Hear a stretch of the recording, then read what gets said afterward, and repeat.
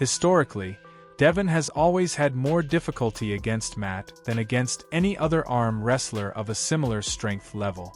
However, after 2019, the gap between them widened a bit. Even so, Matt continued to move Devin off-center and force him to lower his body to gain more leverage and pronation. For this reason, I was very curious to see if this was still happening.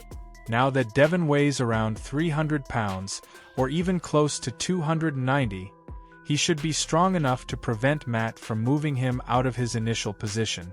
If, despite his great strength, he still struggles against Matt, it would indicate that this is a stylistic issue. Devin might not handle tall top rollers well. And if that's the case, it would mean that Vitaly Lalitin could dominate him in their upcoming match. In a recent practice session that took place a few days before the event in Mac, approximately 5 days ago, Matt managed to move Devin off-center and forced him to lower his weight to gain pronation. He even surprised him with a pin. However, overall, Devin looked more dominant against Matt than in previous encounters. He appeared calm, unhurried, and without the veins bulging from his neck, something that used to happen when he trained with Matt. Devin allowed Matt to attack first and still controlled the situation. What really surprised me was that Matt couldn't do anything to Devin on the left arm. Does this mean that the gap between their right arms is actually smaller than the gap between their left arms? If so, Vitaly Lalitin has a lot to be optimistic about. After dinner, they practiced again, but Matt didn't push too hard. Maybe he was tired, his arm was exhausted, or they were just having fun testing different angles. Around the 17-minute mark in the video, they practiced without straps, and Devin looked solid there as well. However, both he and everyone else know that he wouldn't even attempt to face Vitaly without straps, as that would be tactical suicide. The arm wrestling community will have completely different takes on this practice session, depending on which side they're on.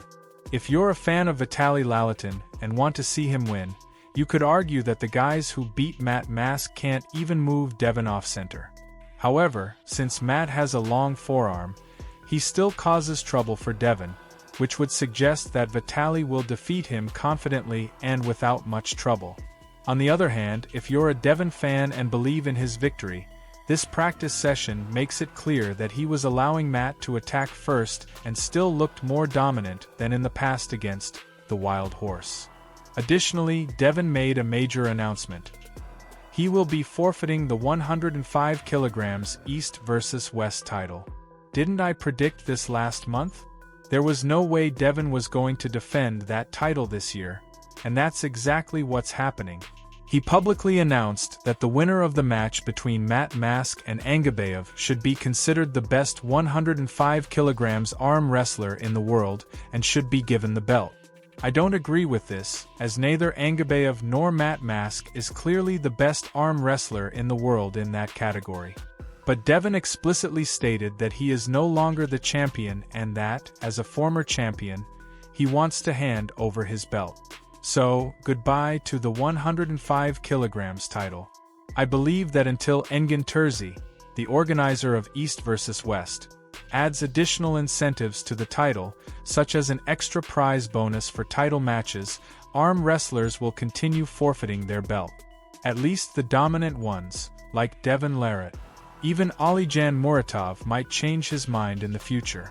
Currently, he isn't even trying to win the 95 kg title, even though he could easily cut down to 95 kg and defeat Alexander Petrenko. Why? Because there's no extra reward attached to it.